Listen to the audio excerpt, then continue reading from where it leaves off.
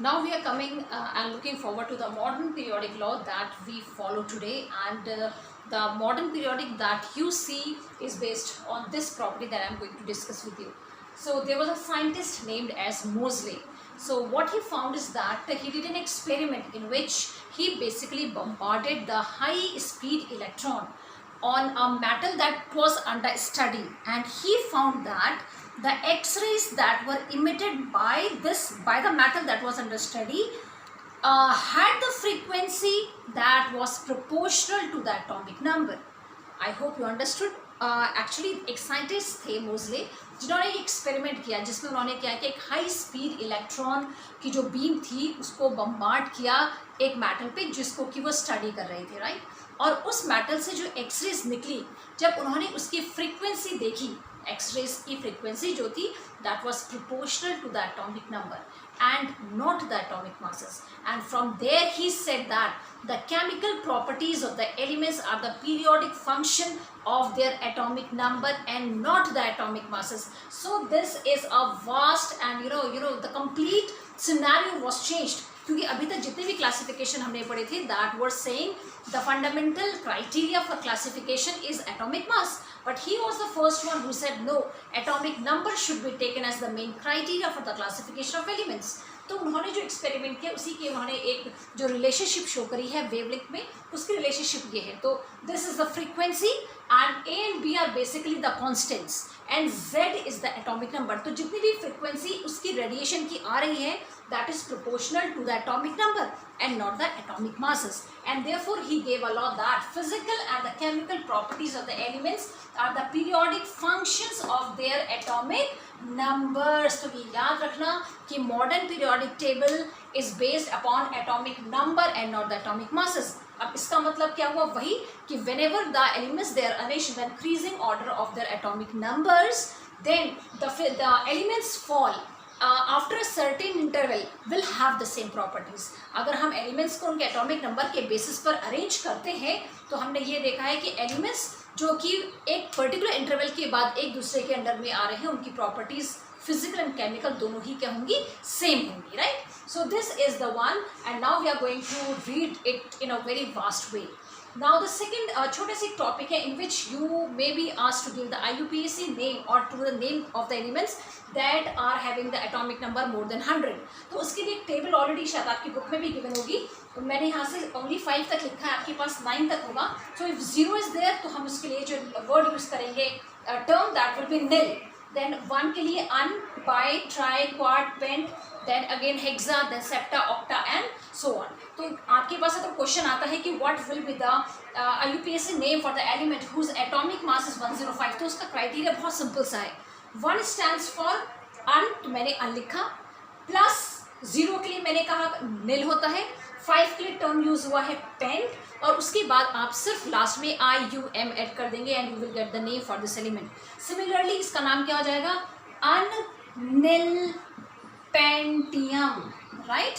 तो ये नेम्स हैं उन एलिमेंट्स के जिनको हमने 100 के ऊपर नेमिंग दी है. अगेन एक और एग्जाम्पल करके देखो, 101, again 1 is un, plus 0 is nil, plus 1 is again un, और लास्ट में हमें क्या जोड़ना है, IUM. तो नेम हो जाएगा अननिल अनियम, right. So in this way you can easily classify the elements, give the names to the elements. Now जो थोड़ा सा मैं आपको टचअप करना चाहती हूँ that is regarding the modern periodic table. So here is one periodic table in my hand. So I found it better to tell you rather than to focus the camera on the book. ठीक है, तो आपको थोड़ा overview में देना चाहती हूँ उस पीरियोडिक टेबल का. So as you can see the modern periodic table. So ये मॉडर्न पीरियोडिक टेबल में the vertical lines will be known as the groups and the horizontal ones are known as the periods. तो जो हमारा modern periodic table है बच्चों, उसमें how many groups we have got 18 groups. ये आप सब 10th में पढ़ चुके हैं. 1 2 3 13 14 15 16 17 एंड 18. तो जो आपके फिलहाल कोर्स में है दैट इज एस ब्लॉक है और पी ब्लॉक है. हमारे पास डी ब्लॉक और जो एफ ब्लॉक है वो अभी नहीं है, लेकिन हाँ थोड़ी जनरल प्रॉपर्टीज या फिर इनका इलेक्ट्रॉनिक कॉन्फ़िगरेशन पूछ लिया जाता है. तो हमने क्या कहा, there are groups that ranges from 1 to 18 और पीरियड्स कितने हैं, देयर आर 7 पीरियड्स, बल्कि जो हम 7th पीरियड कहते हैं it is still is not still complete, and in total there are 118 elements known. इसके बाद भी अगर कोई मैनमेड एलिमेंट आएगा तो वो भी इसमें कैटेगराइज हो सकता है, ठीक है। अच्छा, और चीज़ें आपको क्या समझनी है, first and this is the second group. अगर आप देखो तो यहाँ पर हाइड्रोजन को फर्स्ट ग्रुप में इंक्लूड नहीं किया, तो जो बच्चे अभी तक ये सोचते आ रहे थे कि hydrogen is the first element of group number 1, they are wrong. The first element of the group number 1 is lithium. Hydrogen is placed above the first row. क्यों प्लेस है, I will be telling you, आगे बताऊंगी मैं इसको। तो अगर हम बात करें बच्चे ग्रुप नंबर 1 और ग्रुप नंबर 2 की, so they are known as the S block elements. बहुत इंपॉर्टेंट है, इसको ध्यान से सुने आप। तो ग्रुप नंबर 1 एंड 2 क्या कहलाएंगे, हमारे S block elements. Then 13, 14, 15, 16, 17 and 18, they are known as P block elements. अब अभी D और F भी बचे हैं। D हमारा जो शेल है वो स्टार्ट होता है फ्रॉम 4th। आप कहोगे मैम आपने तो कहा था कि जिसमें n इज इक्वल टू 3 आएगा उसमें सब शेल भी 3 होंगे, S, P and D। yes, you are right। बहुत इंपॉर्टेंट पॉइंट है, ये भी याद करने के लिए। If I talk about n is equal to 3, तो देखो ये पीरियड्स गिवन है बेटा, first period, second period, third period, तो ये n की वैल्यू है बेसिकली 1 2 3 4 5 6 7 क्या पीरियड्स, और पीरियड्स हमें क्या बताते हैं, वैल्यू ऑफ n। तो मैंने कहा ये n इज इक्वल टू 2 के पीरियड्स है, एलिमेंट्स है, ठीक है। ये n इज इक्वल टू 3 के एलिमेंट्स है, ये सारे के सारे। कैसे पता चलेगा, सोडियम को अगर आप लें तो सोडियम का टॉपिक नंबर 11 है, इलेक्ट्रॉनिक कॉन्फ़िगरेशन निकालो 281, कितने शेल्स आ गए 3, तो ये बिलोंग करेगा पीरियड नंबर 3। ये शायद आपको क्लास 10th में भी बता चुके होंगे आपके टीचर्स, मैंने बताया था क्लास 10th में भी, that the number of shell will give you the principal number, ठीक है, प्रिंसिपल शेल, ठीक है, ओके। सो हमने क्या कहा, n इज इक्वल टू 3 में भी d सब शेल प्रेजेंट होता है, बट दैट इज एम्प्टी। क्यों, क्योंकि d n is equal to 3 में जितने भी एलिमेंट्स हैं उनके पास शेल तो होगा, डी वाला सब शेल होगा, लेकिन इलेक्ट्रॉन्स ही नहीं है उस डी वाले में फिल करने के लिए। तो जितने भी elements n is equal to 3 सब शेल को n is equal to 3 shell को बिलोंग करते हैं, यानी कि जितने भी एलिमेंट्स जिनके पास जो n इज इक्वल टू 3 में फॉल करते हैं उनके पास एम्प्टी 3d ऑर्बिटल होता है। बहुत इंपॉर्टेंट पॉइंट है, but that is empty orbital, क्योंकि इलेक्ट्रॉन्स तो है नहीं। लेकिन इलेक्ट्रॉन्स कहाँ से आए, कहाँ से एलिमेंट स्टार्ट होते हैं, n इज इक्वल टू 4 से। तो n is equal to 4, 5, 6 and 7 will have the d block elements. तो हमारे पास 4 सीरीज है, d सीरीज, d जो ब्लॉक है हमारा उसकी 4 सीरीज हैं। पहली सीरीज कौन सी है, ये वाली, दूसरी ये वाली, और हर d में कितने इलेक्ट्रॉन्स होंगे, कितने एलिमेंट्स आते हैं, 10 एलिमेंट्स आएंगे। तो अगर आप काउंट करो 1 2 3 4 5 6 7 8 9 10, तो d वाले ब्लॉक में कितने एलिमेंट्स आते हैं, 10 एलिमेंट्स आते हैं। क्यों आते हैं, क्योंकि d सबशेल में 5 ऑर्बिटल्स हैं और मैक्सिमम 10 इलेक्ट्रॉन्स हो सकते हैं। और आपको पता है जब भी आप यहाँ से इस तरफ को मूव करते हैं तो इलेक्ट्रॉन्स पड़ते हैं, ठीक है, तो याद रखना। तो 1 2 3 4 there are 4 you can say series of D block, ठीक है, जिसको हम नाम देते हैं ट्रांजिशन सीरीज। डी ब्लॉक वाले जो एलिमेंट्स होते हैं उनको हम क्या कहते हैं, एलिमेंट्स ऑफ ट्रांजिशन सीरीज, ठीक है। और उसी तरह एफ ब्लॉक भी आता है, लेकिन एफ ब्लॉक डी ब्लॉक के अंदर आता है। देखो अगर आप देखो तो 6th एंड 7th वाला जो पीरियड है उसमें प्रेजेंट होते हैं एफ ब्लॉक एलिमेंट्स, या फिर एफ ब्लॉक वहाँ प्रेजेंट होता है। तो वो स्टार्ट होता है, लेंथेनियम आपका डी ब्लॉक एलिमेंट है। लेंथेनियम के बाद से एक पहली सीरीज कराती है लेंथेनाइड्स, ये पूरी एफ ब्लॉक एलिमेंट की सीरीज है, और दूसरी सीरीज कहलाती है एक्टिनॉइड्स। तो हमारे पास टोटल 4 सीरीज होती है डी ब्लॉक की, जिनको हम नाम देते हैं ट्रांजिशन सीरीज। और एफ ब्लॉक जो है वो डी ब्लॉक के अंदर लाई करता है, इसीलिए उसको कहा जाता है inner transition elements. Inner transition मतलब ट्रांजिशन एलिमेंट्स के भी जो अंदर एलिमेंट्स आते हैं। तो I hope it is clear. ये कौन सा group number 1, group number 2, 13 14 15 16 17 S block, P block, then 4 series we have got for D block. और एफ ब्लॉक कहाँ से स्टार्ट होता है, 6 और 7 से, और डी ब्लॉक लाई करता है इनसाइड द एफ ब्लॉक कहाँ लाई करता है 6th एंड 7th पीरियड में, एंड इट स्टार्ट्स वो कहाँ पे है, इनसाइड, या आप कह सकते हैं पहले डी का एक एलिमेंट आ जाता है, उसके बाद हमारे 14 एलिमेंट्स आते हैं एफ ब्लॉक के, फिर उसके बाद आपका डी ब्लॉक, जैसे ये खत्म होगा उसके बाद फिर से आपका डी ब्लॉक यहाँ से स्टार्ट हो जाएगा। फिर अगेन ये जैसे एक्टिनाइड है, एक्टिनाइड डी ब्लॉक एलिमेंट है, उसके बाद आपका थोरियम से स्टार्ट हो जाएगा पूरा लॉरेनियम तक, ये खत्म होगा एफ ब्लॉक जैसे ही खत्म होगा फिर अगेन यहाँ पे डी ब्लॉक स्टार्ट हो जाएगा। तो ये चीज़ थोड़ी सी जो है जो आपको याद रखनी पड़ेगी।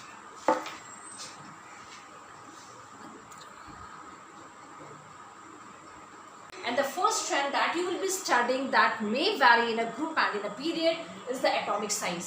So अभी तक class 10th तक what do you exactly mean by the word atomic size? So I have been telling, in fact in your class 10 book it is only mentioned that the atomic size is the distance between the center of the nuclei to the outermost electron, यानी कि अगर आपका last electron यहाँ पर present है valence shell में, तो हमने एटॉमिक साइज को क्या कहा था, the distance between the centre of the nucleus of the atom, ये जो न्यूक्लियस है उसका अगर मैं सेंटर ले लूँगी तो वहाँ से डिस्टेंस और कहाँ तक, आउटर मोस्ट जो इलेक्ट्रॉन प्रेजेंट होता है वहाँ तक, तो that will be known as the atomic radii. क्यों ये आपको बताया गया था, because still class 10th you are studying about the orbits, but as far as class 11th is related, तो ये एटॉमिक साइज की डेफिनेशन थोड़ी सी चेंज हो गई। Why? Because now we don't consider the electron to be present in an orbit, we have already studied about the orbitals and orbit was a confined fine line. However, orbital is a probable area, दोनों में बहुत difference है। एक तो आपको fine line दे रहा है, exact location दे रहा है, राइट, कि इलेक्ट्रॉन यहाँ पे प्रेजेंट होता है, that was orbit. But now what we are getting a particular area where the electron can be present anywhere, so we can not exactly define the atomic radii as we used to discuss in class 10। ठीक है, तो what is atomic size, और हम उस वाले को क्यों नहीं कंसिडर करते जो आप अभी क्लास 10 तक पढ़ के आ रहे हैं, इसके लिए कुछ रीजंस हैं। And the first reason is that the size of an atom is very very small, so it is very difficult to find out the actual radius of an atom. Secondly, as we already know now that electron is not present in an orbit. However, we can say that electron can be found in the probable area and that is known as the orbital. तो जब हमारे पास कोई confined position ही नहीं है बच्चों electron की, तो मैं एग्जैक्ट इलेक्ट्रॉन की डिस्टेंस मेजर कैसे कर सकती हूँ, राइट? क्योंकि अब मेरे पास कैसा है, अगर ये न्यूक्लियस है आपका, तो आपको प्रोबेबल एरिया मिलता है जहाँ पे कि इलेक्ट्रॉन कहीं भी प्रेजेंट हो सकता है। तो अब मैं एग्जैक्टली नहीं बता सकती कि मेरा इलेक्ट्रॉन कहाँ पे प्रेजेंट है, तो मैं एक कन्फाइंड और एक वेल डिफाइंड रेडियस तो आपको बता ही नहीं सकती। तो that was the second reason. Third reason is कि it is very very difficult actually to isolate an atom और फिर उसका एटॉमिक रेडियाई मेजर किया जाए, क्योंकि अगर एटम कभी भी किसी भी दूसरे एटम के कांटेक्ट में होगा या उसके नेबर बाय भी होगा, तो भी जो इलेक्ट्रॉन का डिस्ट्रीब्यूशन होता है एटम में बच्चों, दैट गेट डिस्टर्ब। अगर यहाँ पे एक एटम प्रेजेंट है और मैं दूसरा एटम एक लेके आ जाऊँ तो क्या होगा, there will be the forces of attraction as well as the forces of repulsions.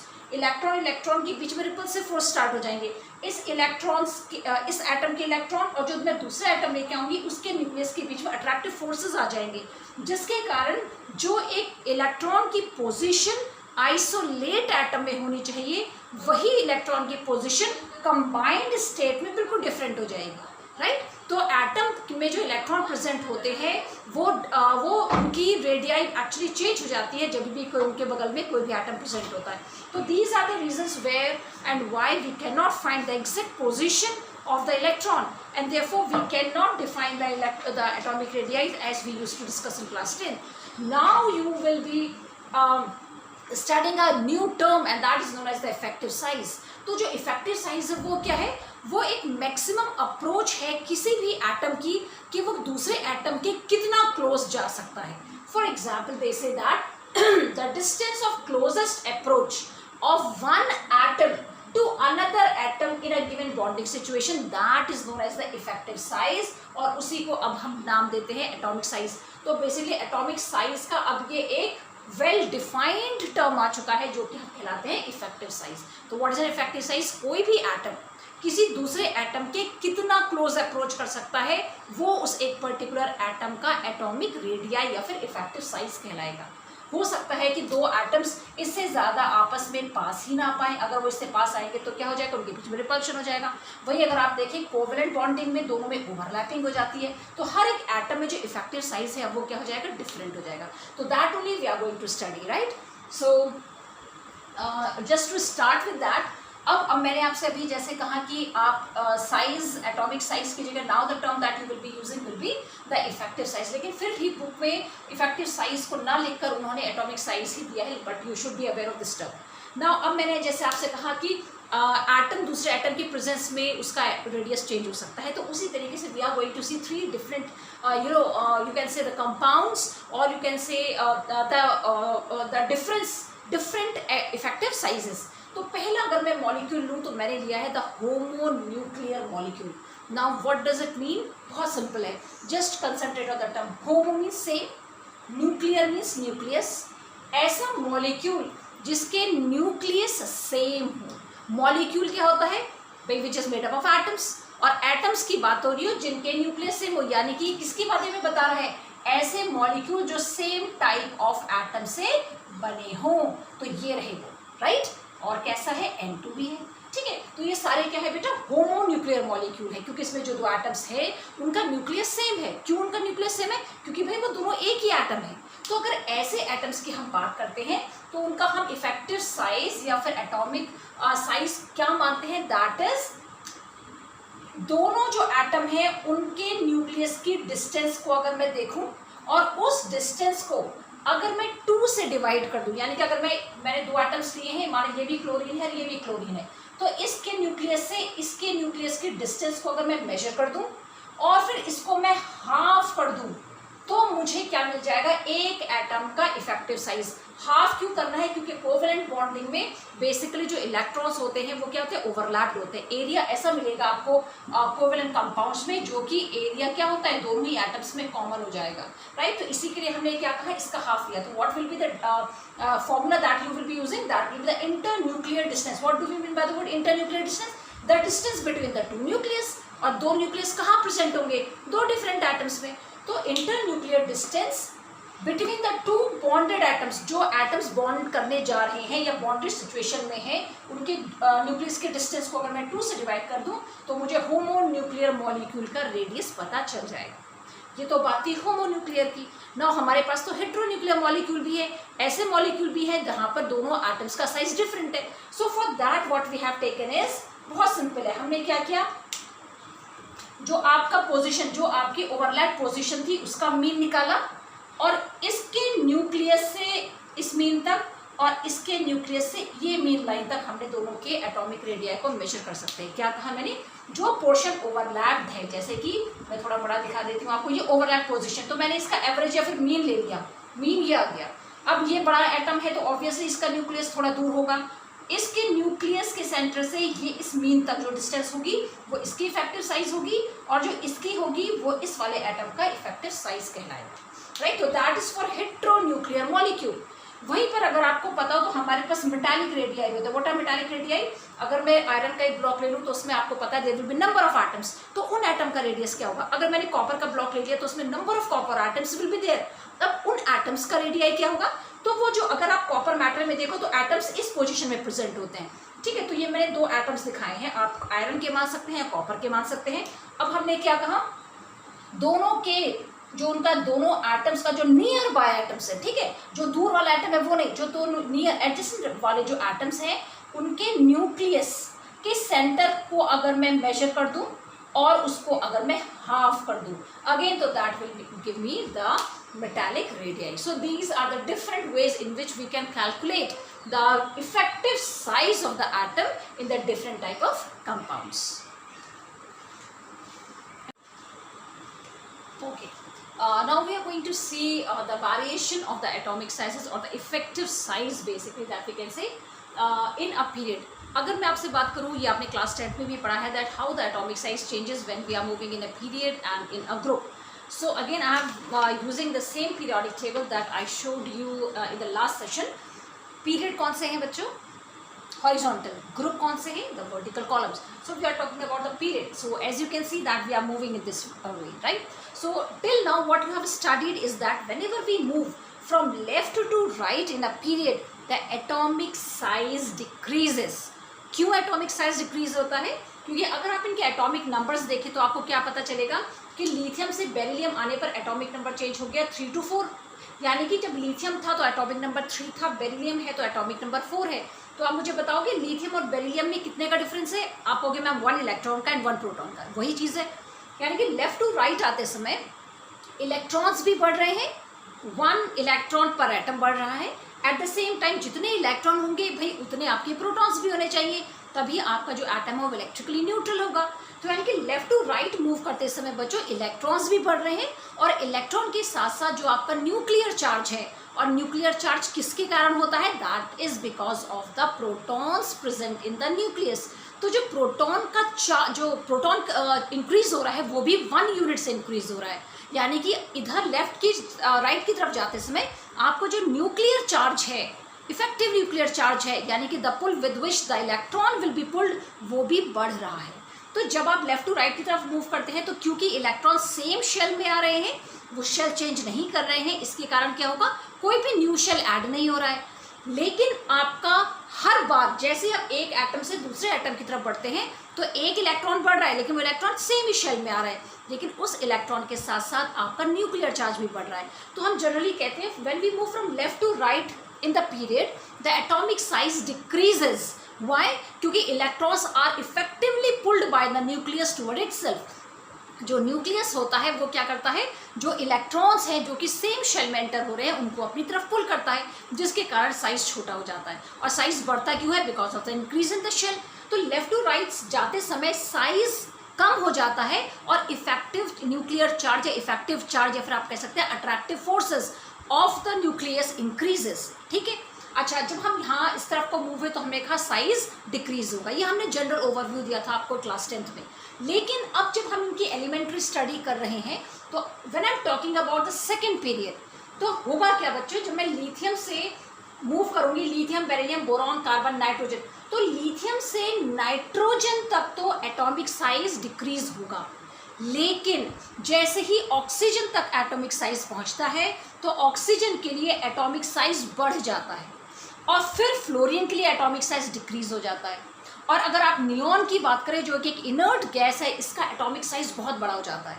इसके रीज़न क्या है? Question can be asked. तो ये क्या है? एनोमलस कंडीशन ऑफ ऑक्सीजन है, right? Oxygen and fluorine basically. तो 2 चीज़ याद रखेंगे आप कि जब आप लेफ्ट टू राइट मूव कर रहे हैं तो एक तो क्या होगा, क्योंकि इलेक्ट्रॉन्स आ रहे हैं, किस में आ रहे हैं? ऑर्बिटल्स में आ रहे हैं, तो इलेक्ट्रॉन्स के बीच में भी रिपल्सिव फोर्स होगा and at the same time effective pull भी होगा, और वो पुल कौन लगाएगा? न्यूक्लियस लगाएगा।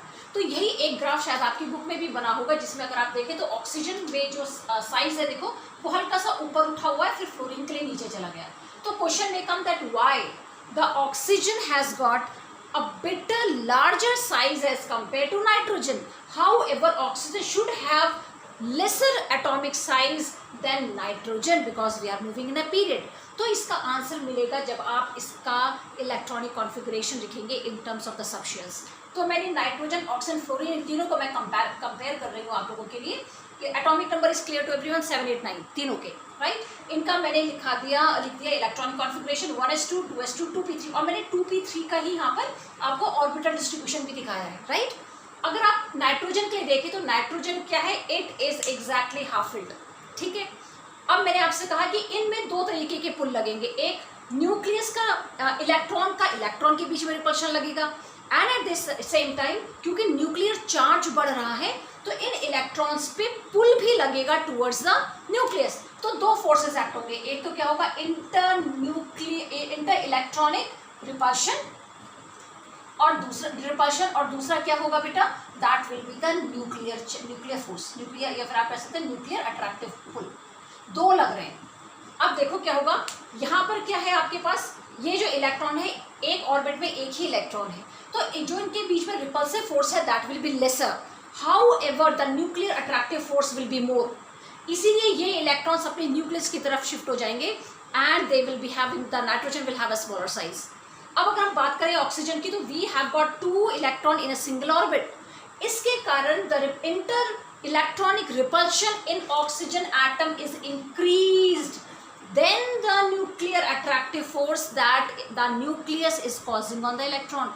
जितना इन इलेक्ट्रॉन पर पॉजिटिव चार्ज यानी कि न्यूक्लियस अपनी तरफ पुल लगा रहा है, उससे कहीं ज़्यादा इन पे ये रिपल्सिव फोर्स एक्ट हो रहा है, जो कि दो इलेक्ट्रॉन एक ही ऑर्बिट पे प्रेजेंट है उसके कारण है, जिसके कारण आपका जो ऑक्सीजन है उसका साइज थोड़ा सा बढ़ जाता है। तो हमने दो फोर्सेस के बीच में कंपैरिजन करना है, ठीक है। यहाँ पर क्या चीज़ ज़्यादा हो गई, the inter electronic repulsion is more as compare to the nuclear attractive force by the nucleus, तो साइज बढ़ गया। अगेन जैसे हम आते हैं फ्लोरीन में, आप कहोगे कि मैम इसमें तो फिर और रिपल्शन होना चाहिए, लेकिन यही तो इसका एनोमलस बिहेवियर है कि यहाँ पर भी इंटर इलेक्ट्रॉनिक रिपल्शन तो बढ़ेगा ही बढ़ेगा, क्योंकि इलेक्ट्रॉन्स बढ़ गए, दो ऑर्बिट्स आपके आगे जहाँ पे पेयर है और इन दोनों ही इलेक्ट्रॉन्स के बीच में आपस में रिपल्शन होगा। लेकिन जो फ्लोरीन के इलेक्ट्रॉन्स पर न्यूक्लियर अट्रैक्टिव फोर्स लगता है that is much more as compared to the inter-electronic repulsion, and hence the size of fluorine decreases as compared to oxygen। तो आप इस वाले पॉइंट को याद रखेंगे। अब क्वेश्चन मैंने आपसे कहा कि यहाँ तक तो चलो ये एनोमलस बिहेवियर हो गया, लेकिन जैसे हम नियॉन की बात करते हैं तो नियॉन का एटॉमिक साइज, इफेक्टिव साइज बहुत बढ़ जाता है। इसका रीज़न ये है बच्चों कि अभी तक हमने लिथियम से लेकर जो हमने फ्लोरीन तक देखे वो सारे के सारे कोवेलेंट रेडियाई देखे। और कोवेलेंट रेडियाई कैसे बनते हैं, देखो मैंने अभी आपको बताया था, बाय द ओवरलैपिंग। तो जिसके कारण ऑलरेडी आपका जो रेडियस है वो कम हो जाएगा, क्योंकि एक पोर्शन तो क्या है, ओवरलैप्ड पोर्शन हो गया जो कि दोनों में कॉमन हो गया, ठीक है। लेकिन अगर हम बात करते हैं इनर्ट गैसेस की, तो इनर्ट गैसेस तो कभी भी मॉलिक्यूल की फॉर्म में प्रेजेंट ही नहीं होंगी, क्योंकि they are inert in nature. तो अगर हम उनका जो एटॉमिक साइज निकालते हैं वो तब निकालते हैं जब हम उनको सॉलिडिफाई कर देते हैं, और सॉलिड स्टेट में हम बेसिकली एटम का एटॉमिक साइज कैलकुलेट करते हैं या फिर मेजर करते हैं, और उस समय उन पर जो फोर्स लगता है वो कहलाता है वंडर वॉल फोर्स। तो अगर मैं आपसे बात कहूँ तो जैसे कि हमने माना कि नियॉन का एग्जाम्पल लेते हैं, नियॉन को सॉलिडिफाई कर लिया गैस को, तो उसके जो एटम्स होंगे वो थोड़े दूर दूर हैं, बहुत ज़्यादा पास नहीं आ पाएंगे सॉलिड स्टेट में भी, एंड क्या होगा, उन दोनों के बीच में जो फोर्स लगेगा that will be the wonder wall force. और वो कैसे निकालेंगे आप, दोनों के न्यूक्लियस के का हाफ। उसी तरीके से अगर हम चाहें तो बहुत सारी गैसेस का भी सॉलिड स्टेट में एटॉमिक साइज मेजर कर सकते हैं, लेकिन वहाँ पर आप मेजर करते हैं वंडर वॉल रेडियाई। जब भी आप किसी भी गैस को सॉलिडिफाई करके उसका रेडियस निकालेंगे तो that will be the wonder Waals radii. यानी कि दो, अगर ये दोनों, मैंने क्लोरीन के this is the one chlorine molecule और ये भी क्लोरीन मॉलिक्यूल है, तो क्लोरीन मॉलिक्यूल के एक एटम के बीच में और दो दूसरे वाले मॉलिक्यूल के एक एटम के बीच की डिस्टेंस ले रही हूँ मैं, अगर आप देखो तो ये उसका डिस्टेंस का हाफ अगर मैं कर दूँ तो ये मुझे मिलेगा wonder Waals radii.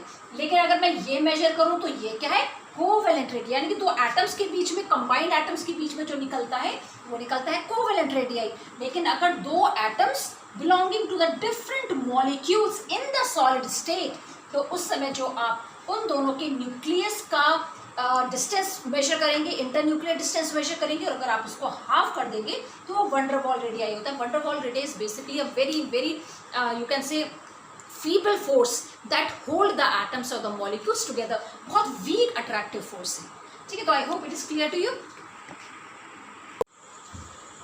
Now let's talk about the variation in a group, and you already know that whenever we move in a group, that is from top to the bottom, the atomic size increases. And what is the reason? The reason is that the number of the shells are increasing, and as a result the nuclear charge is decreasing. Therefore the nucleus is not in a position to pull the electron toward itself with more force, and hence the size increases, ठीक है। तो what I said that as we are moving down the group, what is actually happening is the number of the shells are increasing. However, the nuclear charge क्या हो रहा है, कम होता चला जा रहा है। Why? Because the nucleus is not in a position to pull the electron which is present in the outermost shell, and it is so far from the nucleus कि ये इलेक्ट्रॉन इफेक्टिव पुल एक्सपीरियंस नहीं कर पाता towards the nucleus, and hence the atomic size increases. तो दो चीज़ याद रखेंगे आप, whenever we move down the number of the shells are increasing, and at the same time the nuclear charge, or we can say the effective nuclear charge, यानी कि जो attractive force है nucleus का वो क्या हो रहा है, धीरे धीरे कम होता चला जाता है। तो this is the general thing, and the same thing I have shown, that is the first group, lithium, sodium, potassium, rubidium, caesium and francium, and I have written that as we will move down the atomic size will increase.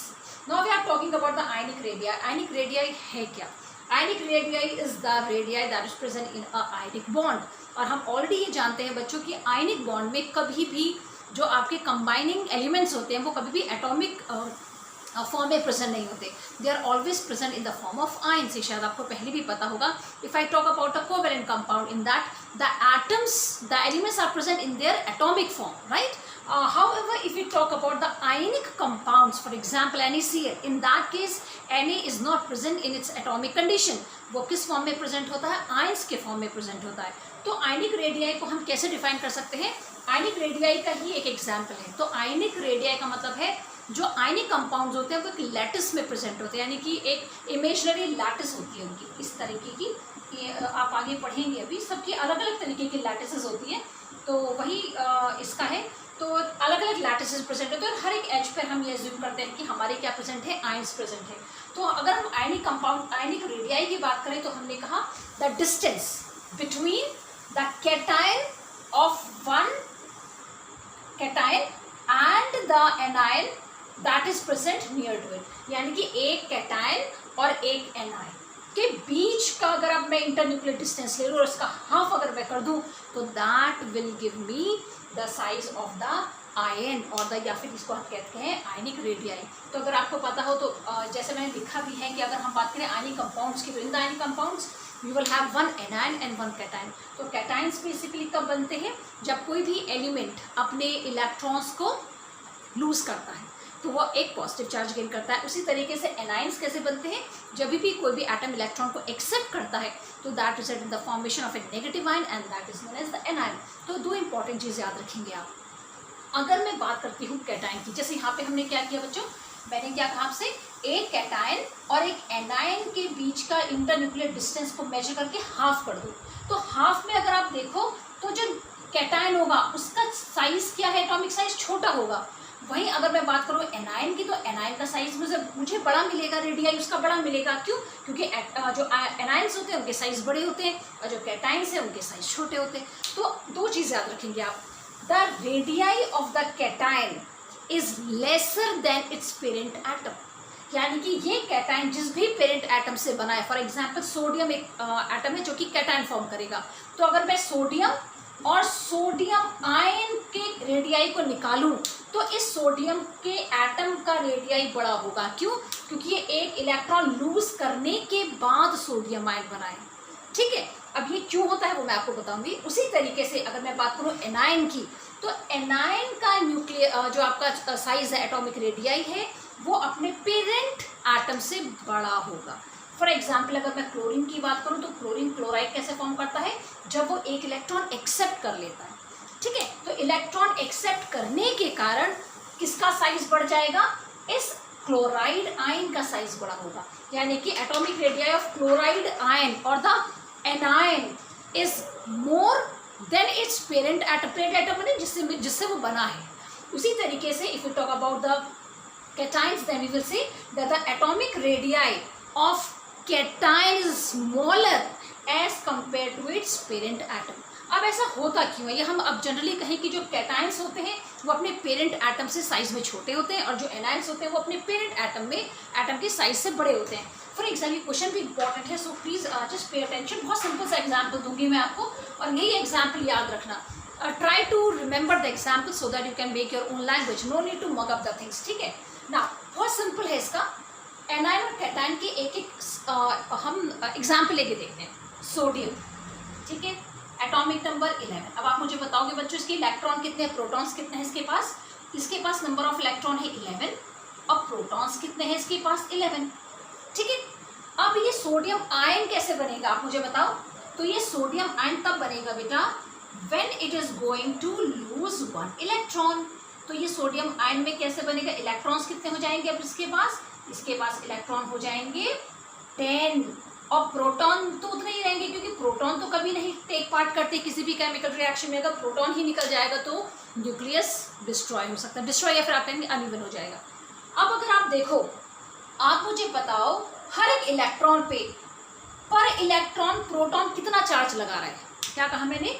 पर electron जो proton nucleus के अंदर present है वो पर electron कितना charge लगा रहा है? आप कहेंगे मैम 1 यूनिट, क्योंकि 11 ही प्रोटॉन है 11 ही इलेक्ट्रॉन है।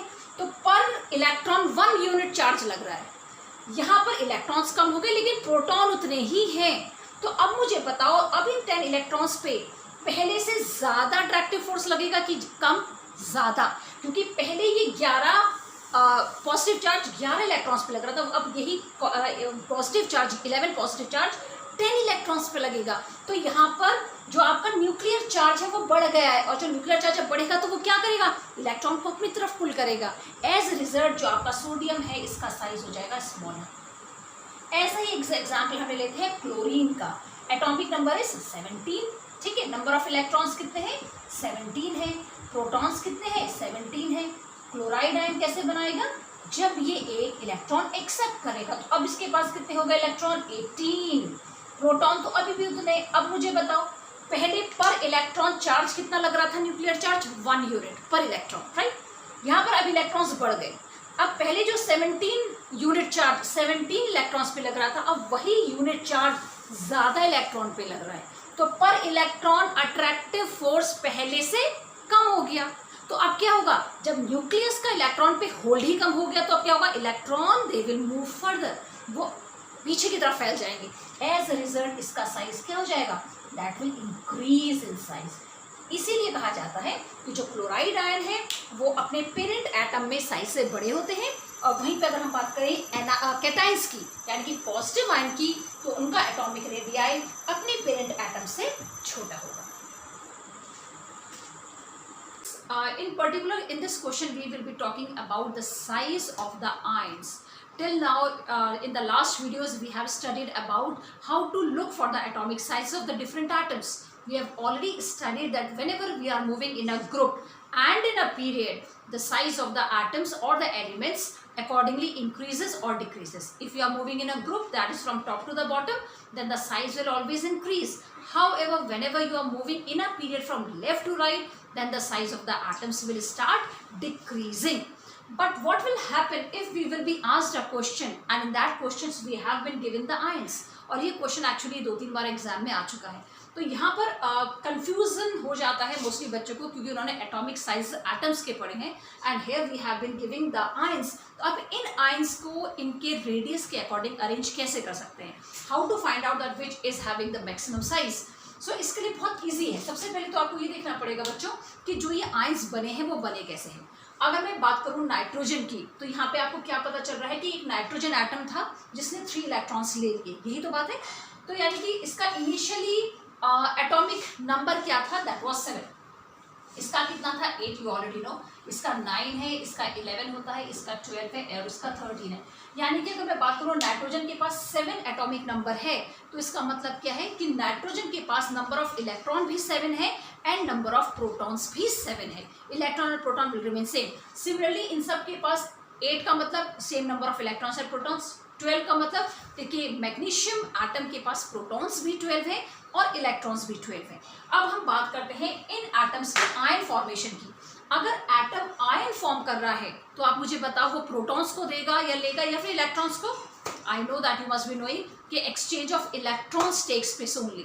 हमारे न्यूक्लियस के अंदर से प्रोटॉन्स कभी भी एक्सचेंज नहीं होते, यानी कि इलेक्ट्रॉन तो कम ज़्यादा हो सकते हैं लेकिन न्यूक्लियस के अंदर का जो उसका चार्ज है, जिसे हम न्यूक्लियर चार्ज भी कहते हैं या नंबर ऑफ प्रोटॉन्स भी कहते हैं, दैट विल रिमेन सेम। यानी कि अब अगर नाइट्रोजन ने 3 इलेक्ट्रॉन्स एक्सेप्ट किए, अब इसके पास टोटल नंबर ऑफ इलेक्ट्रॉन्स 10 हो जाएंगे। हाउएवर जो इसके प्रोटॉन का नंबर है न्यूक्लियस के अंदर वो अभी भी 7 है। सिमिलरली इसके पास oxygen 8 taken 2 10 electrons again, nitrogen 9 atomic number taken 1 more electron यानी कि 10 electrons again, 11 given out 1 electron 10 electron remaining, 12 2 lose कर दिए यानी कि अगेन 10 इलेक्ट्रॉन्स। तो ये मैं ई नेगेटिव यहाँ पे बना लूँ, ठीक है। 13 एटॉमिक नंबर था, इलेक्ट्रॉन्स 13 थे, 3 electrons given, now the number of electrons are 10 in number. However the number of protons remain same. ऐसे क्वेश्चंस में आपने सिर्फ प्रोटॉन के बेसिस पर इसके साइज को डिस्क्राइब करना है। अब आपको ऑलरेडी पता है यहाँ पर 7 इलेक्ट्रॉन्स 10 इलेक्ट्रॉन्स पर प्रोटॉन्स का चार्ज ओनली 7 है। यहाँ पर 10 इलेक्ट्रॉन्स में जो प्रोटॉन्स का चार्ज है दैट इज 8 और यहाँ पे 10 नहीं, तो आप देख सकते हैं अगर मैं यहाँ तक पहुंची तो यहाँ पे नंबर ऑफ प्रोटॉन्स कहीं ज़्यादा हो चुके हैं एज कम्पेयर टू इलेक्ट्रॉन, यानी कि यहाँ पर जो इलेक्ट्रॉन्स में पुल लगेगा वो कहीं ज़्यादा होगा as compare to this one. और अगर मैं यहाँ पे पहुंच गई एल्यूमिनियम पे, अब आप देख सकते हैं कि 10 इलेक्ट्रॉन्स पे जो प्रोटॉन्स का चार्ज लग रहा है दैट इज 13 यूनिट। तो किसमें कौन से इलेक्ट्रॉन्स ऐसे हैं बच्चों जहां पर कि उनका न्यूक्लियर चार्ज सबसे ज्यादा उन पे अपना फोर्स, अट्रैक्टिव फोर्स लगा रहा है? तो आप कहेंगे यहाँ पर, क्योंकि अगर हम यहाँ पे कंपेयर करें तो पर इलेक्ट्रॉन जो प्रोटॉनिक चार्ज है that is much more, right? So here we can say that according to the number of the protons we can calculate their atomic sizes. So now you can see that as the number of the protons will increase, the size will become smaller. तो यहाँ पर प्रोटॉनिक पुल इतना ज़्यादा है, nuclear charge इतना ज़्यादा है बच्चों कि वो 10 इलेक्ट्रॉन्स को अपनी तरफ मोर इफेक्टिवली अट्रैक्ट कर सकता है और साइज छोटा हो जाएगा। इसका मतलब जो हमारे साइज का पैटर्न होगा that will B maximum size nitride ion का है, फिर ऑक्साइड आयन का, फिर फ्लोराइड का, फिर सोडियम, फिर मैग्नीशियम, और सबसे छोटा साइज होगा एल्यूमिनियम का। तो आपने सिर्फ क्या याद रखना है ऐसे क्वेश्चंस के लिए, just you have to look for the nuclear charges, और जिसका न्यूक्लियर चार्ज सबसे ज़्यादा होगा उसका साइज सबसे छोटा होगा। तो I think this is going to be an easy one for you now, और लेकिन ये क्वेश्चन इंपॉर्टेंट है, right? Now coming to the next trend, जैसे हमने एटॉमिक साइज डिस्कस किया था, now we are going to discuss the another very important concept and that is the ionization enthalpy. So सबसे पहले तो एंथैल्पी क्या है? Enthalpy is basically the energy change at a particular temperature and pressure. इसको हम और ज़्यादा discuss करेंगे जब हम थर्मोडायनामिक्स यूनिट पढ़ेंगे। अभी आपके लिए ये जानना सफिशिएंट है कि enthalpy is basically the change in the energy at a constant temperature and pressure. Now ionization, अगर आप इसको ध्यान से पढ़ो बच्चों तो इसका मतलब क्या है? आयनाइजेशन यानी कि फॉर्मेशन ऑफ आयन। लेकिन आपको यहाँ पे याद रखना है कि हम यहाँ पर सिर्फ पॉजिटिव आयंस की बात कर रहे हैं, not the negative ions, right? यानी कि कोई भी एटम अगर अपने पॉजिटिव आयन में कन्वर्ट होता है तो उस समय जितनी भी एनर्जी वो लेगा या देगा या एक्सचेंज करेगा that is known as the ionization enthalpy, पहली चीज। सेकंड चीज आती है कि अगर मैंने कहा एक्सचेंज ऑफ एनर्जी, लेना या देना, तो आप मुझसे क्वेश्चन पूछ सकते हैं कि मैम क्या एटम आयन फॉर्म करते समय यानी कि पॉजिटिव आयन बनाते समय एनर्जी को लेगा या फिर देगा? तो बहुत सिंपल सा कॉन्सेप्ट है बच्चों, आयनाइजेशन एंथैल्पी यानी कि कोई भी आपके पास न्यूक्लियस है, ये हो गया, और ये आपके शेल्स हो गए, राइट? लेट्स सपोज कि यहाँ पे इलेक्ट्रॉन्स हैं, ठीक है, और मुझे अब इलेक्ट्रॉन्स निकालने हैं। तो यार 1 2 3 4 5 6 7 1 2 3 4 5 6 7 and 8। नाउ फॉर एग्जाम्पल मेरे पास ये 1 इलेक्ट्रॉन यहाँ पे प्रेजेंट है, लेट्स से 2 है, चलो, राइट? या चलो एक ही ले लो, नहीं तो कंफ्यूज हो जाओगी, ठीक है? अब मुझे क्या करना है? मुझे इस इलेक्ट्रॉन को यहाँ से रिमूव करना है। अब सिंपल सी चीज़ है, इस इलेक्ट्रॉन को यहाँ से अपने ऑर्बिटल से रिमूव करने के लिए मुझे क्या चाहिए होगा? ये जो इलेक्ट्रॉन है ये अपने न्यूक्लियस से बाउंडेड है बाय द न्यूक्लियर चार्ज, या फिर हम कह सकते हैं बाय द अट्रैक्टिव फोर्स। यानी कि इस इलेक्ट्रॉन को रिमूव करने के लिए मुझे ये जो अट्रैक्टिव फोर्स है इसको ब्रेक करना पड़ेगा, और इस अट्रैक्टिव फोर्स को ब्रेक करने के लिए एनर्जी रिक्वायर्ड होगी, राइट? समझ गए? तो हमने क्या कहा? The amount of the energy that is required to remove the most loosely bounded electron from an isolated gases atom will be known as the ionization enthalpy. यानी कि किसी भी आइसोलेटेड गैसेस एटम में से अगर हम उस एटम का मोस्ट लूजली बाउंडेड इलेक्ट्रॉन को रिमूव करते हैं तो उस समय जितनी भी एनर्जी की रिक्वायरमेंट होगी that is known as the ionization enthalpy. So I think that's a easy one for you now. तो अब मैंने वही इसको एक्सप्रेस करके लिखा है, मैंने यहाँ पे x को कंसिडर किया है। Let's suppose it is an isolated gas. Isolated means not in any bonding situation, अकेला है। गैसेस एटम मीन्स उसकी स्टेट ना सॉलिड होनी चाहिए ना liquid, it should be in a gases form. तो ये गैसेस फॉर्म में था, इसने एक इलेक्ट्रॉन लूज किया और क्या बनाया? पॉजिटिव आयन बनाया है।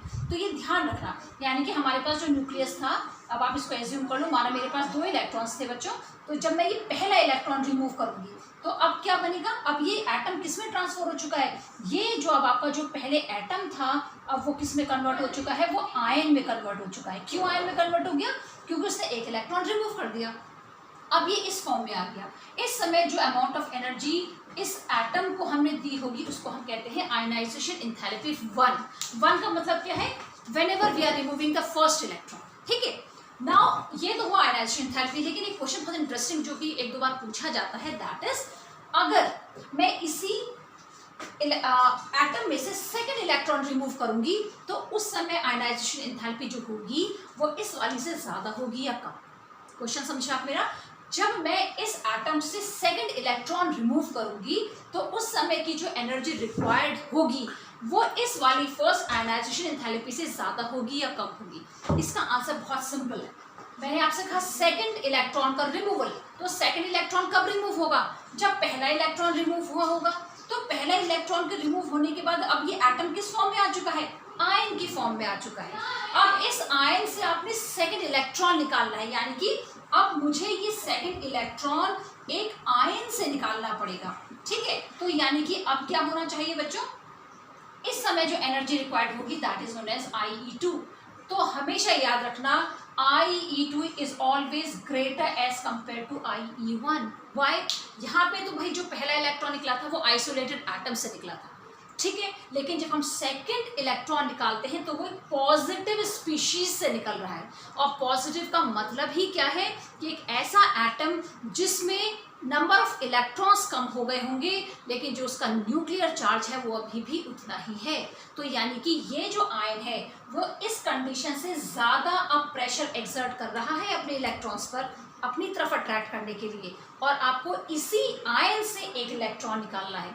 तो अब आपको ज़्यादा अमाउंट ऑफ फोर्स लगाने की ज़रूरत है कि कम? ऑब्वियसली आपको ज़्यादा एनर्जी प्रोवाइड करनी पड़ेगी, इसलिए IE2 की वैल्यू हमेशा IE1 से ज़्यादा होगी। सिमिलरली अगर हम बात करें थर्ड इलेक्ट्रॉन को रिमूव करने की, तो अगर आप देखो अब क्या हो गया, जब आपको थर्ड इलेक्ट्रॉन रिमूव करना है, अब आप कौन से स्पीशीज से निकाल रहे हैं उसको? आप एक ऐसी स्पीशीज से इलेक्ट्रॉन निकाल रहे हैं थर्ड वाला जो कि ऑलरेडी +2 चार्ज के साथ है। अब आप +2 चार्ज का मतलब क्या है कि इसने अपने 2 इलेक्ट्रॉन रिमूव कर दिए हैं। अब आप इमेजिन करो ऐसे आयन को, तो ऑब्वियस है उसके नंबर ऑफ इलेक्ट्रॉन्स कम हो गए हैं लेकिन प्रोटॉन्स का नंबर तो सेम है। यानी कि अब इसके कंपैरिजन से ये जो आयन फॉर्म हो चुका था सेकंड स्टेप में, ये अपने इलेक्ट्रॉन्स पे और ज़्यादा अट्रैक्टिव फोर्स डाल रहा है। और अब आप इसी से थर्ड इलेक्ट्रॉन निकालेंगे तो क्या वो इजीली निकल जाएगा? नहीं निकलेगा। यानी कि आपको जो IE3 देनी पड़ेगी that will be more as compare to IE2 and IE1। तो आपका आंसर सिंपल रहेगा दैट द सक्सेसिव, इसको हम कहते हैं सक्सेसिव आयनाइजेशन थेरेपी। सक्सेसिव माने एक के बाद एक इलेक्ट्रॉन निकलते समय जो एनर्जी रिक्वायर्ड होती है। तो हमेशा IE3 will be more than IE2 and it will be more than IE1 because in the second and the third step we are going to remove the electron from an ion। और second और third की मैं इसकी बात करूं तो ये इसका जो न्यूक्लियर चार्ज है दैट इज लेस और इसका न्यूक्लियर चार्ज कहीं ज़्यादा है, इसीलिए IE3 हमेशा ज़्यादा होगी। सेकंड जो इसकी यूनिट है that is kilo joules per मोल या फिर इलेक्ट्रॉन वोल्ट पर atom, and at the same time मैंने जैसे आपको it is an endothermic process and therefore the ionization enthalpy is always positive। Now let's see what are the factors that affects the ionization enthalpy। तो आपने बात सिर्फ इतनी याद रखनी है बच्चों कि ionization enthalpy वो अमाउंट ऑफ एनर्जी है जो किसी भी इलेक्ट्रॉन को चाहिए ताकि वो अपना और न्यूक्लियस के बीच का अट्रैक्टिव फोर्स को ब्रेक कर पाए और फ्री हो पाए। यानी कि जितनी ज़्यादा एनर्जी, जितनी ज़्यादा अट्रैक्टिव फोर्सेस होंगे न्यूक्लियस और इलेक्ट्रॉन के बीच में, जितना ज़्यादा इलेक्ट्रॉन अपने न्यूक्लियस से बाउंडेड होगा उतना ही आपको अमाउंट ऑफ एनर्जी उस एटम को ज़्यादा देनी पड़ेगी, राइट। तो ये पॉइंट याद रखेंगे आप, और इसी के बेसिस पे हम इन सारे के 5 पॉइंट्स को डिस्कस करेंगे। ना साइज ऑफ एन एटम बहुत सिंपल सी चीज़ है। एक अगर आपके पास ये एटम है जिसके पास 2 शेल्स हैं, 3 शेल्स मान लेते हैं, ठीक है, और यहाँ से इलेक्ट्रॉन निकलना है। वहीं आपके पास एक दूसरा एटम है जिससे इलेक्ट्रॉन आप यहाँ से निकाल रहे हैं। अब आप किसमें जो आपका इलेक्ट्रॉन है वो ज़्यादा अट्रैक्टिव फोर्स एक्सपीरियंस कर रहा है अपनी न्यूक्लियस से? इस वाले एटम में। Why? Because the nucleus and the electron is very close to each other, और यहाँ पे फोर्स ऑफ अट्रैक्शन दोनों के पीछे बहुत ज़्यादा है as compare to this atom. तो यहाँ पर इस इलेक्ट्रॉन को निकालने के लिए आपको ज़्यादा आयनाइजेशन एंथैल्पीज को प्रोवाइड करनी पड़ेगी। यानी कि smaller is the size more is the ionization enthalpy, larger is the size lesser is the ionization enthalpy. तो मैंने more is the size of the atom तो lesser will be the ionization enthalpy, क्योंकि ये electron अपने nucleus से ज़्यादा strongly bonded नहीं है और इसीलिए थोड़ी सी अमाउंट ऑफ एनर्जी देने पर ही ये इजीली निकल जाएगा। Now next is the charge on the nucleus. Charge on the nucleus का मतलब जो आपका प्रोटॉन है, इस न्यूक्लियस के अंदर जो प्रोटॉन है वो कितने हैं, उनका चार्ज कितना है। तो सिंपल सी चीज़ है, जिसमें जितने ज़्यादा प्रोटॉन्स होंगे या जितना ज़्यादा न्यूक्लियर चार्ज होगा वो उतना स्ट्रांगली अपने इलेक्ट्रॉन को बाउंड कर सकता है अपने पास, and as a result more of the ionization enthalpy will be provided. इसका मतलब more is the charge on the nucleus, more will be the ionization enthalpy. ठीक है, क्यों? क्योंकि जैसे चार्ज ज़्यादा होगा तो वो अपने इलेक्ट्रॉन्स को अपनी तरफ ज़्यादा अट्रैक्ट करेगा, फोर्सफुली अट्रैक्ट करेगा, एंड देयरफॉर उस इलेक्ट्रॉन को उसके ऑर्बिटल से निकालने के लिए more energy has to be supplied. ठीक है, now third is the screening effect. So first of all let's see what do we mean by the word screening effect. देखो बच्चों, जब भी हम मल्टी इलेक्ट्रॉन एटम्स की बात करते हैं, फॉर एग्जांपल यहाँ पे हमारा एक फर्स्ट शेल ये है, सेकंड शेल हो गया, एक और थर्ड शेल है। यहाँ पे 2 इलेक्ट्रॉन्स आ गए, यहाँ पे नंबर ऑफ इलेक्ट्रॉन्स मान लिया कितने हो जाते हैं, आपको ऑलरेडी पता है 8 है, 1 2 3 4 5 6 7 8, और यहाँ पे चलो एक हमने माना 2 इलेक्ट्रॉन प्रेजेंट है। वहीं पे एक और एटम है जिसके पास पहले में 2 शेल्स 2 इलेक्ट्रॉन्स हैं, ठीक है, और दूसरे वाले में इसके पास इलेक्ट्रॉन कितने भी मान लो आप, 8 मान लो, चलो मैंने यहाँ पे 4 माना है, ठीक है।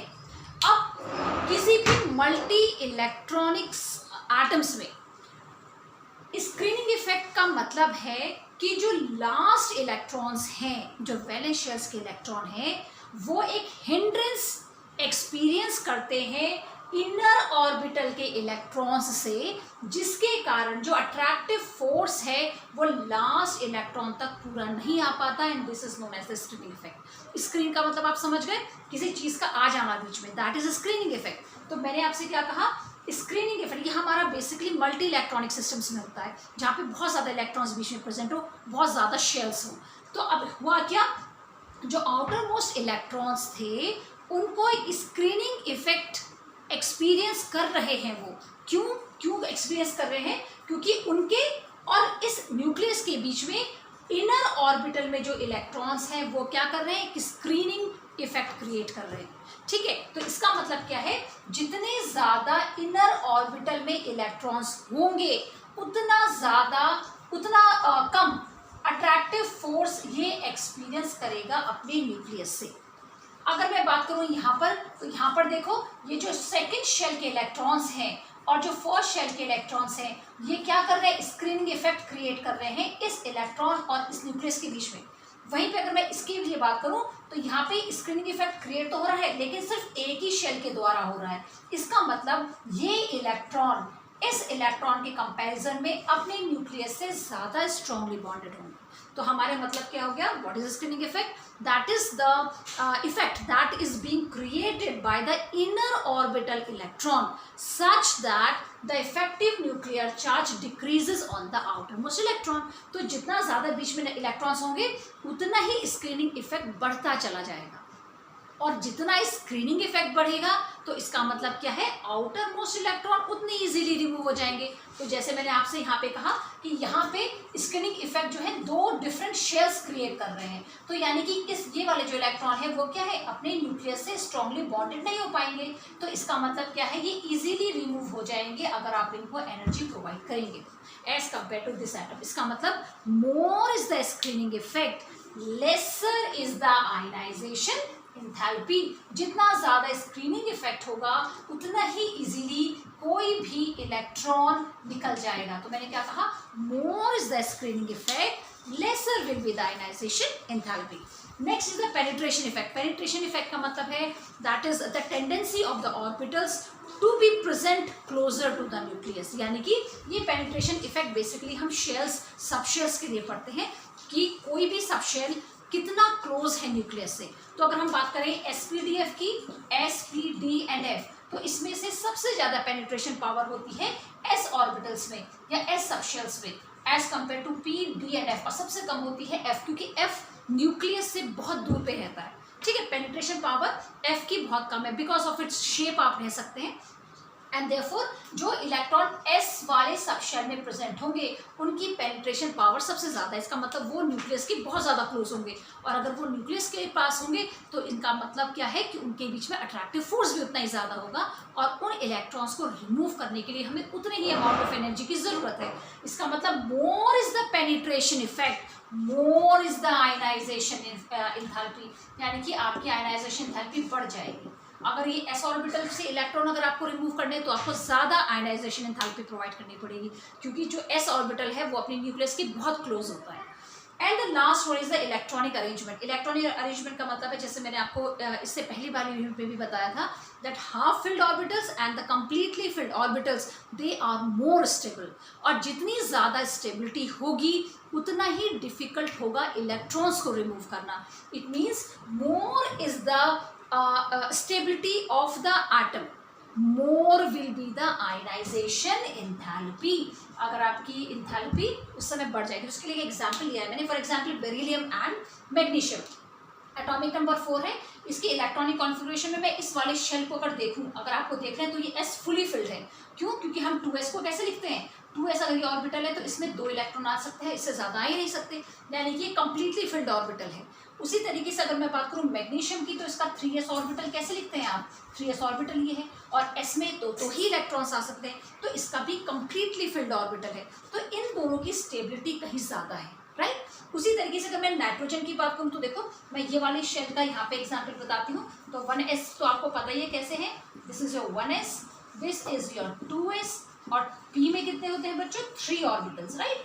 तो दिस इज योर 2p, तो 1 1 ईच हाफ फिल्ड ऑर्बिटल्स हैं ये, and they are also stable. Similarly अगर आप फॉस्फोरस के लिए बनाएंगे, then also you can see उसके पास भी थर्ड शेल में p में कितने आएंगे, 3p के, उसका भी कैसा आ जाएगा, लाइक दिस, यानी कि ये भी क्या है, हाफ फिल्ड ऑर्बिटल्स हैं। तो हमेशा half filled orbitals and fully filled orbitals, they are extra stable, and therefore the ionization enthalpy that is required to remove the electron from such orbitals will be very high. अगर मुझे यहाँ से एक electron remove करना है तो मुझे ionization enthalpy ज़्यादा देनी होगी, अगर मुझे ऐसे से एक इलेक्ट्रॉन रिमूव करना है तो मुझे आयनाइजेशन एंथैल्पी ज़्यादा देनी होगी। तो these are the factor on which the ionization enthalpy depends. Now, as we have already studied about the different factors which influence the ionization enthalpy, now by using those factors only we are going to find out that how the ionization enthalpy can be changed in a period and in a group. So first of all, I am taking the variation of ionization enthalpy in the period. So I hope you remember what is the period, that is the horizontal lines, means whenever you are moving from left to right. So again, it just in order to make it clear, you are moving in a period from left to right, you are moving. So what will happen to the ionization enthalpy in general? अगर मैं कहूँ कि generally क्या tendency show करेगी ionization enthalpy, तो again you have to consider those factors. तो जब हम लेफ्ट टू राइट मूव करते हैं, बेटा कोई भी आप एक ग्रुप ले लो, for example I am taking the third group, so you already know that when we are moving from left to right, what is happening, the atomic size is decreasing. Atomic size decrease होता है, effective nuclear charge बढ़ जाता है, right. इसका मतलब ऐसे atom से electron का रिमूवल डिफिकल्ट हो जाएगा, और इसीलिए जो आयनाइजेशन एंथैल्पी है वो बढ़ जाती है। तो मैंने किन फैक्टर्स को कंसिडर किया है, the size of an atom and at the same time I have also considered what, that is the effective nuclear charge. तो मैंने क्या कहा, from moving from left to right in a period the ionization enthalpy in general increases. Why? Because the size of the atom is decreasing, and at the same time the effective nuclear charge is very high, which pulls the electron toward itself, and therefore the removal of the last electron will be difficult, right? लेकिन फिर भी कुछ ऐसे conditions हैं, exceptions हैं, that basically do not permit the increase in the ionization enthalpy. तो ये शायद डायग्राम एक आपकी बुक में भी गिवन होगा, in which the ionization enthalpy of the different elements has been taken. So it has मैंने फर्स्ट एलिमेंट, फर्स्ट पीरियड के एलिमेंट्स लिए हैं, अगर आपको याद हो, सॉरी सेकंड पीरियड के एलिमेंट्स है, that is lithium, beryllium, boron, carbon, nitrogen, right. तो ये सेकंड पीरियड पे चल रहे हैं आप, तो लिथियम, बेरिलियम, यानी कि आयनाइजेशन एंथैल्पी बढ़नी चाहिए। लेकिन अगर आप देखो तो यहाँ पे एक एनोमलस फीचर है, जहाँ पर कि बेरिलियम की आयनाइजेशन एंथैल्पी से ज़्यादा बोरॉन की होनी चाहिए थी, लेकिन यहाँ पे बोरॉन की आयनाइजेशन एंथैल्पी बेरिलियम से कम हो गई। वहीं पे अगर आप ये देखो तो इसी सेकंड वाले पीरियड में हम क्या देखते हैं कि जो नाइट्रोजन की आयनाइजेशन एंथैल्पी है, that should be lesser as compare to oxygen. Oxygen की ज़्यादा होनी चाहिए, क्योंकि जब आप लेफ्ट टू राइट मूव करते हैं तो पहले lithium, beryllium, boron, carbon, nitrogen, oxygen, fluorine and then comes neon, यानी कि ये इंक्रीजिंग टेंडेंसी दिखानी चाहिए थी, लेकिन यहाँ पर ऑक्सीजन की आयनाइजेशन एंथैल्पी नाइट्रोजन से अगेन फिर से कम हो गई।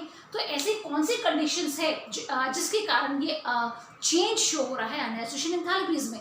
सो we are going to consider those things.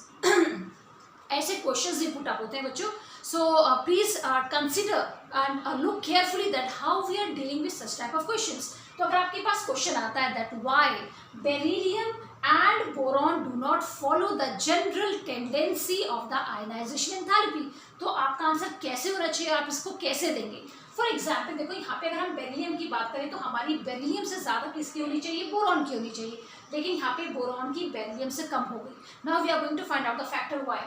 Beryllium का इलेक्ट्रॉनिक कॉन्फ़िगरेशन मैंने लिख दी, वैसे तो यहीं से आपको पता चल जाना चाहिए कि जो इसके ऑर्बिटल्स हैं वो फुली फिल्ड है कि नहीं।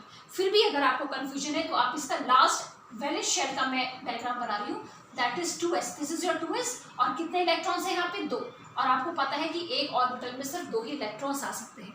अगर मैं बात करूँ बोरॉन की तो इसका आउटर मोस्ट वाला कौन सा हो गया, 2s एंड 2p, चलो दोनों ही बना देती हूँ मैं आपके लिए, 2s and we have got 2p, right. तो यहाँ पे 2s में ऑलरेडी 2 इलेक्ट्रॉन्स है, कंप्लीटली फिल्ड है, लेकिन ये जो आउटर मोस्ट ऑर्बिट है उसमें सिर्फ एक इलेक्ट्रॉन है, that is your 2p।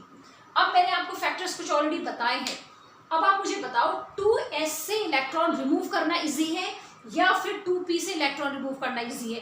2p से रिमूव करना इलेक्ट्रॉन इजी है। व्हाई? पहला point, it is a completely filled orbital and therefore it is highly stable, and the stable electronic configuration does not allow the easy removal of the electron।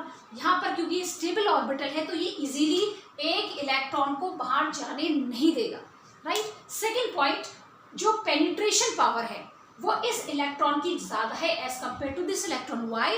क्योंकि 2s orbital nucleus के ज्यादा close है as compare to the 2p orbital. Therefore जो attractive force nucleus इन electron पे लगाएगा that is much more as compare to the electronic pull that will be experienced by this electron. तो मैंने basically 2 factors के basis पर इसको ये एक्सप्लेन कर दिया that why the boron has got a lesser ionization enthalpy. I hope it is clear to you. Now again we are going to see the same factor, nitrogen से ज्यादा oxygen की होनी चाहिए, लेकिन यहाँ पे तो ऑक्सीजन की लेस हो गई और नाइट्रोजन की ज्यादा है, तो ये ऑक्सीजन की लेस क्यों हुई? ऑक्सीजन की तो नाइट्रोजन से ज्यादा होनी चाहिए थी। तो again we are taking the same thing. तो ऐसे जब भी क्वेश्चन आएंगे बेटा always write the electronic configuration. वैसे तो देखो यहीं से आपको पता चल जाना चाहिए हाफ फिल्ड है या फुली फिल्ड है, लेकिन फिर भी आपका क्वेश्चन इजी बनाने के लिए मैंने इसको इस फॉर्म में लिखा है, right. Now we are going to see the same factors here. Now again देखो नाइट्रोजन में मैं अगेन लास्ट ऑर्बिटल बना रही हूँ, दैट इज p3। p3 का मतलब क्या है? Single electron in each orbital. Eight the same time अगर हम ऑक्सीजन की बात करें और मैं इसका 2p बनाऊं, किसका? ऑक्सीजन का। ये 2p नाइट्रोजन का है, तो अगेन अब how many electrons you can see? 4, यानी कि 1 2 3 and then the pairing will take place. याद रखना, first the electrons will be filled singly in the orbitals of the same energy and then the pairing will take place. तो यहाँ पे अगर आप देखो दोनों ही 2p वाले हैं, तो पेनिट्रेशन पावर के बेसिस पर हम इसका आंसर नहीं दे सकते, स्क्रीनिंग इफेक्ट के बेसिस पे भी हम इसका आंसर नहीं दे सकते, क्योंकि दोनों ही 2p ऑर्बिटल्स हैं। इसका आंसर जो हम देंगे that will be on the basis of stable electronic configuration. अगर हम इसकी बात करें तो they are half filled orbitals, और मैंने आपको पहले भी बताया है that half filled orbitals and the fully filled orbitals are more stable and therefore they will have higher ionization enthalpy। और यहाँ पे अगर आप देखो तो इसमें ये जो इलेक्ट्रॉन है बेसिकली जो एक्स्ट्रा वाला है ये इजीली रिमूव हो जाएगा, ठीक है। तो इसके कारण जो हमारी ऑक्सीजन की आयनाइजेशन एंथैल्पी होती है वो नाइट्रोजन से लेस हो जाती है। तो ये फैक्टर्स याद रखना, और ऐसे क्वेश्चंस भी आते हैं, right. Now taking the example of variation in a group. अगर हम ग्रुप में बात करें तो आयनाइजेशन एंथैल्पी में क्या चेंज आएगा? अगेन ग्रुप का मतलब क्या है? Whenever you are moving vertically downward, जैसे कि आप ग्रुप नंबर 1 ग्रुप नंबर 2 से नीचे की तरफ आ रहे हैं। अब बताओ ionization enthalpy. Now as we move down the size of the atom increases, the effective nuclear charge decreases, as a result the removal of electron will become easy। यानी कि जैसे जैसे आप ग्रुप में नीचे आएंगे क्या हो जाएगा? आयनाइजेशन एंथैल्पी जो होगी वो कम होती चली जाएगी। तो 2 पॉइंट्स लिए मैंने, that is the size of the atom is increasing. अगर साइज एटम का इंक्रीज होता जा रहा है बच्चों, तो क्या होगा? जो आउटर मोस्ट इलेक्ट्रॉन है that can easily remove the electron. यहाँ से इलेक्ट्रॉन, यहाँ से और यहाँ से, तीनों कंडीशन में कहाँ से इलेक्ट्रॉन इजीली चला जाएगा, यहाँ से चला जाएगा। इसके लिए और भी रीजन दे सकते हैं। पहला, as the size increases, size के बेसिस पे जैसे जैसे साइज बढ़ता चला जाएगा the electron will experience lesser attractive force and can be remove easily, पहला पॉइंट। सेकेंड आप क्या दे सकते हैं, screening effect, the screening effect that the middle और the inner orbital electrons are providing to the last electron. तो क्या हो जाएगा, more is the screening effect, lesser is the ionization enthalpy. यहाँ पे स्क्रीनिंग इफेक्ट और कम हो गया और यहाँ पे तो स्क्रीनिंग इफेक्ट है ही नहीं। तो on the basis of atomic size, effective nuclear charge and the screening effect हम बता सकते हैं that as we move down the group the ionization enthalpy decreases. Why? Because the electrons can be removed easily as the size increases, the screening effect increases and the effective nuclear charge decreases. Now one very interesting question is there, and if such type of questions are going to come, how you are going to answer them? So let's see. First of all, question में ये कहता है बच्चों कि अगर हम I hope you understand IE1 that is the first ionization enthalpy, IE2 means second ionization enthalpy, यानी कि जब फर्स्ट इलेक्ट्रॉन रिमूव होगा from the isolated gaseous atom. And IE2 का मतलब क्या है, the removal of the second electron from the isolated gaseous ion, क्योंकि एक इलेक्ट्रॉन को रिमूव होने के बाद जो आपका एटम है वो किस में कन्वर्ट हो जाएगा, आयन में। तो जब आप सेकेंड, थर्ड, फोर्थ इलेक्ट्रॉन्स को रिमूव करते हैं तो वो एटम की जगह किससे रिमूव होते जाएंगे, आयन से, राइट। ओके, तो क्वेश्चन में ये कह रहे हैं बच्चों कि अगर हम फर्स्ट आयनाइजेशन एंथैल्पी को कंपेयर करें of lithium and beryllium, that it is found that beryllium has got the first ionization enthalpy greater as compare to that of lithium. लेकिन अगर हम इसकी आयनाइजेशन एंथैल्पी सेकंड को कंसिडर करते हैं तो वहाँ पर बेरिलियम की ना ज़्यादा होकर किसकी ज़्यादा है, लिथियम की। यानी कि यहाँ पर first ionization enthalpy lithium beryllium की ज़्यादा है और वहीं पे सेकेंड आयनाइजेशन एंथैल्पी जो है वो आपकी लिथियम की ज़्यादा है। So they are asking you the reason that is why, right. So इसके लिए again go for the electronic configuration, वहीं से आपके पास आंसर्स आएंगे। एंड इन आंसर्स को देने के लिए अगेन जो मैंने आपको पहले 5 फैक्टर्स पढ़ाए थे वही आपके लिए हेल्पफुल होंगे। तो व्हेनेवर यू आर यूजिंग और whenever you are reading any of the trend, let it be atomic size, ionization enthalpy और जो मैं आगे पढ़ाऊंगी, always try to remember the factors on which these trends depends, ठीक है। ओके, ना lithium का 3 है बेटा एंड इसकी electronic configuration 1s2 and 2p1। वैसे तो यहीं से क्लियर है, सॉरी 2s1, वैसे तो यहीं से क्लियर है लेकिन फिर भी आपके लिए मैं इसको इस फॉर्म में भी बना देती हूँ, राइट। फर्स्ट एंड ये आपकी हो गई सेकेंड, एक ही इलेक्ट्रॉन है, राइट। उसी तरह से मैंने बेरिलियम के लिए भी 4 देखा तो क्या आ जाएगा 1s2 एंड 2s2, इसकी भी इलेक्ट्रॉनिक कॉन्फ़िगरेशन लिख लो इस फॉर्म में, क्लियर है। ये 1s है, ये 2s है। अब इनको देख के मुझे बताओ, आपको फर्स्ट इलेक्ट्रॉन रिमूव करना है, दोनों में से कौन सा इलेक्ट्रॉन इजीली रिमूव हो जाएगा, कौन सा वाला, फर्स्ट वन, दिस वन। क्यों, क्योंकि ये हाफ फिल्ड ऑर्बिटल तो है लेकिन एट द सेम टाइम जो आपका बेरिलियम का ये ऑर्बिटल है that is completely filled, fully filled orbitals हैं, राइट। अच्छा, एक और चीज़ कंफ्यूज नहीं होना कि हाफ फिल्ड कब हो रहे हैं, फुली फिल्ड कब हो रहे हैं, बता देती हूँ एक बार। अगर हम 2s की बात करें तो मैक्सिमम इलेक्ट्रॉन्स कितने होते हैं, 2। अगर मैं p वाले ऑर्बिटल्स की बात करती हूँ तो मैक्सिमम इलेक्ट्रॉन्स कितने हो सकते हैं, 6। वाई, क्योंकि इसमें 3 ऑर्बिटल्स हैं, ठीक है। d में मैक्सिमम इलेक्ट्रॉन्स कितने हो सकते हैं, d के ऑर्बिटल्स कितने हैं, 5। तो 1 2 3 4, तो इसमें टोटल नंबर ऑफ इलेक्ट्रॉन्स कितने हो सकते हैं बच्चों, 1 2 3 4 5 10। और अगर मैं बात करूँ f ऑर्बिटल की तो f ऑर्बिटल में टोटल कितने ऑर्बिटल्स होते हैं, 5। f सबशेल में हाउ मेनी ऑर्बिटल्स, 7। तो यानी कि 1 2 3 4 5 6 एंड 1 7। तो इसके फुली फिल्ड ऑर्बिटल्स में कितने इलेक्ट्रॉन्स होंगे, उसके बेसिस पर हम इसका आंसर दे सकते हैं। तो कभी कभी बच्चों को कन्फ्यूजन हो जाता है कि मैम ये फुली फिल्ड कब हो रहा है और हाफ फिल्ड कब हो रहा है। अब आपको ये चीज़ याद रखनी है जो आपको ऑलरेडी पता है, एस ऑर्बिटल में हमेशा एक ही, एस ऑप्शन में एक ही ऑर्बिटल है और मैक्सिमम 2 इलेक्ट्रॉन। तो इसके फुली फिल्ड कब होंगे ऑर्बिटल, जब एक ऑर्बिटल में 2 इलेक्ट्रॉन्स आ गए। पी को हम कब कहेंगे फुली फिल्ड, जब 6 इलेक्ट्रॉन्स आ जाएंगे।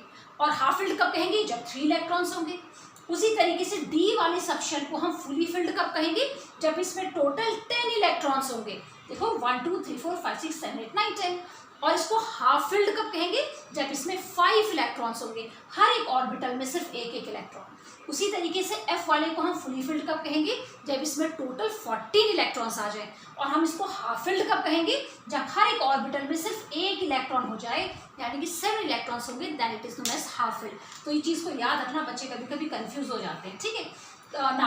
तो कौन सा इजीली रिमूव हो जाएगा, ये वाला इलेक्ट्रॉन इजीली रिमूव हो जाएगा, because this is half filled orbital और इसकी स्टेबिलिटी कम है as compare to the fully filled orbital. यानी कि फर्स्ट आयनाइजेशन एंथैल्पी किसके लिए ज्यादा होनी चाहिए, बेरिलियम के लिए, और ये फर्स्ट कंडीशन बिल्कुल सही है। Now look for the second one. अब आपको ये देखना है, जब आपने एक इलेक्ट्रॉन लिथियम से रिमूव कर दिया बच्चों, अब क्या, अब इसकी कंडीशन कैसी हो गई है, अब इसकी कंडीशन हो गई है, अब जब ये लिथियम आयन कन्वर्ट हो चुका है, तो लिथियम आयन के लिए अब इसकी इलेक्ट्रॉनिक कॉन्फ़िगरेशन लिखो लिथियम आयन के लिए, that will B 1s2 only, क्योंकि एक इलेक्ट्रॉन तो रिमूव हो गया। अब इसके पास कैसा आ गया, इसका जो वो है ऑर्बिटल देखने के लिए कैसे हो गया, this is of 1s now, ठीक है। नाउ एक इलेक्ट्रॉन बेरिलियम से रिमूव होने के बाद अब इसकी इलेक्ट्रॉनिक कॉन्फ़िगरेशन क्या हो चुकी है, 1s2 एंड 2s1। किसकी हुई है ये, बेरिलियम आयन की। तो याद रखना, यहाँ पे मैं लिख देती हूँ, बेरिलियम आयन बन चुका है, बेरिलियम आयन की इलेक्ट्रॉनिक कॉन्फ़िगरेशन हो चुकी है 1s2 एंड 2s1। अब इसका भी मैं आउटर मोस्ट ये वाला लिख देती हूँ, कितने इलेक्ट्रॉन है, 1 इलेक्ट्रॉन। ये हुआ है एक इलेक्ट्रॉन को रिमूव करने के बाद की कंडीशन। और आप जब सेकेंड आयनाइजेशन एंथैल्पी लिख रहे हैं, इसका मतलब अब आप इस लिथियम आयन में से इलेक्ट्रॉन निकालेंगे, यानी कि इसमें से एक इलेक्ट्रॉन, और इसमें से भी अब आप बेरिलियम आयन से एक इलेक्ट्रॉन निकालेंगे। कहाँ से, इस वाले इलेक्ट्रॉन से और सबशेल से या ऑर्बिटल से। तो अब मुझे कंपेयर करके बताओ कि कौन सा आयन इजीली इलेक्ट्रॉन दे देगा। ऑब्वियसली विच वन, बेरिलियम दे देगा इजीली। बेरिलियम का जो आयन है उसमें आउटर मोस्ट शेल में एक इलेक्ट्रॉन बचा है, और यहाँ पे कंडीशन एकदम रिवर्स हो गई है। यहाँ पर अब एक इलेक्ट्रॉन को लूज करने के बाद जो लिथियम का आयन है बच्चों, इसके पास कंप्लीटली फिल्ड ऑर्बिटल है, पहली चीज, इसीलिए इसकी आयनाइजेशन एंथैल्पी ज्यादा होगी as compare to this. Second, screening effect इसमें नहीं है। वहीं पे अगर आप यहाँ बात करें तो 2s ऑर्बिटल के लिए 1s ऑर्बिटल के इलेक्ट्रॉन स्क्रीनिंग इफेक्ट क्रिएट करेंगे। तो हमने क्या कहा, यहाँ पर since it is fully filled orbital, therefore the removal of electron will become difficult, इसलिए आयनाइजेशन एंथैल्पी ज्यादा होगी। अब यहाँ पे तो एक ही है, तो ये एक लूज हो जाएगा। सेकंड, मैंने आपसे कहा, क्या बात बोली मैंने, स्क्रीनिंग इफेक्ट। यहाँ पर अगर आप बात करें तो इसका मतलब क्या है, ये और सिर्फ एक ही रह गया, ये नो स्क्रीनिंग इफेक्ट। और अगर मैं इसका डायग्राम बना दूं तो ये कैसे हो जाएगा, एक आपका ये न्यूक्लियस है, तो एक में 2 इलेक्ट्रॉन है और ये सेकंड वाला है। तो बताओ स्क्रीनिंग इफेक्ट किस में हो रहा है, इस वाले में हो रहा है। यानी कि स्क्रीनिंग इफेक्ट का मतलब क्या है, ये inner electrons outer most electron को इस न्यूक्लियस से स्क्रीन अप कर रहे हैं, जिससे इसके बीच का अट्रैक्टिव फोर्स जो है वो कम हो गया। तो इसके कारण इलेक्ट्रॉन यहाँ से इजीली निकल जाएगा। तो base on the basis of 2 main points, that is the screening effect caused by the inner orbitals, and secondly because of the half filled orbital, the electron can be easily lost by beryllium ion, और इसीलिए second ionization enthalpy lithium ion की ज़्यादा होगी। So this is the reason, or this is the way on which such type of questions can be answered.